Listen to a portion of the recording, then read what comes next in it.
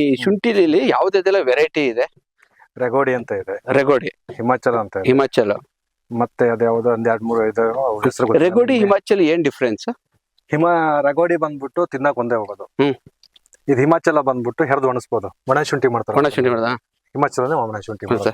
Market ಅಲ್ಲಿ ರೆಗೋಡಿ important, ಹಿಮಾಚಲನ? Market ತಿನ್ನೋದಕ್ಕೆ ರೆಗೋಡಿ important. ಹ್ಮ್. ಹಲ್ಲೆಗಳು ಅದು ದಪ್ಪ ಬರುತ್ತೆ, ಹ್ಮ್. ಅದು ಇಳುವರಿ ಜಾಸ್ತಿ ಬರುತ್ತೆ. ಹ್ಮ್. ಅದು ರೆಗೋಡಿ ಬಂದ್ಬಿಟ್ಟು 1 ಎಕರೆಗೆಲ್ಲ ಬಂದ್ಬಿಟ್ಟು 350 ಕ್ವಿಂಟಲ್ ತಗೊಂಡು ಬೆಳಿತಾರೆ. 350 ರೇಟ್ ಎರಡಕ್ಕೂ ಸೇಮ್ ಇರುತ್ತಾ?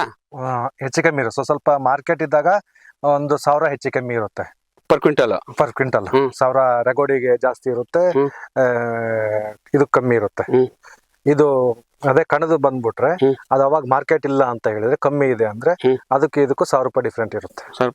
ಇದು ಹಿಮಾಚಲ ಕಣಕ್ಕೂ ಹೋಗುತ್ತೆ. ಇದೇನು ಅಂದ್ರೆ ಹಿಮಾಚಲ ಹಾಕೋದೇನು ನಮಗೆ ಪ್ಲಸ್ ಪಾಯಿಂಟ್ ಅಂದ್ರೆ ಹ್ಮ್. ಮಾರ್ಕೆಟ್ ಇಲ್ಲ, ಸಮಸ್ಯೆ ಇಲ್ಲ. ಶುಂಠಿ ಹಾಳು ಮಾಡ್ಕೋತೀವಿ ಅಂತೆಲ್ಲ, ಹ್ಮ್. ಕಿತ್ ಕೊಡ್ಬೋದು. ಇಲ್ಲ ಒಣ ಶುಂಠಿ ನಾವೇ ಮಾಡ್ಕೋಬಹುದು. ಬಂಡವಾಳ ನಮ್ಮ ಹತ್ರನೇ ಇದ್ರೆ ಹ್ಮ್. ನಾವೇ ಒಣ ಶುಂಠಿ ಮಾಡಿ ಇಡ್ಬೋದು. ಮಾಡ್ಬೋದು. ಹಾ, Okay. ಒಂದು ಏರ್ ಹೌಸ್ ಅಲ್ಲಿ ಇಟ್ರೆ ಹ್ಮ್. ನಮಗೇನೋ ಸಾಲ ಕೊಡ್ತಾರೆ. ಸಾಲ ಕೊಡ್ತಾರೆ. ಹ್ಮ್. ಯಾವ್ದು? ಹಿಮಾಚಲಕ್ಕೆ. ಹಿಮಾಚಲ ಒಣ ಶುಂಠಿ ಮಾಡಿ ಇಟ್ಬಿಟ್ರೆ ಓಕೆ. ಅದು ಸಮಸ್ಯೆ ಇರಲ್ಲ. ಹ್ಮ್. ಯಾವಾಗ ಬೇಕಾದ್ರೂ ರೇಟ್ ಯಾವಾಗ ಜಂಪ್ ಆಗುತ್ತೆ ಅವಾಗ ಮಾಡ್ಬೋದು. ಓಕೆ. ಇದಾದ್ರೆ ಇಮಿಡಿಯೇಟ್ ಸೇಲ್ ಮಾಡ್ಲೇಬೇಕು. ಇದಾದ್ರೆ ಹಸಿದ್ ಕಿತ್ ಮಾಡ್ಲೇಬೇಕು ರೆಗೋಡಿನ. ರೆಗೋಡಿನ. ರೆಗೋಡಿ ಯಾಕಂದ್ರೆ ಅದು ಯೂಸ್ ಬರಲ್ಲ. ಅದೊಂದು ವರ್ಷ ಆದ್ಮೇಲೆ ಇಡಾಕ್ ಬರಲ್ಲ. ಇದಕ್ಕೆ ಬಸ್ಟ್ ಆಗಿ ಹೋಗ್ತಾ ಇರುತ್ತೆ ಅಲ್ಲೇ ಬಿಸ್ಲಿಗೆ. ಹ್ಮ್.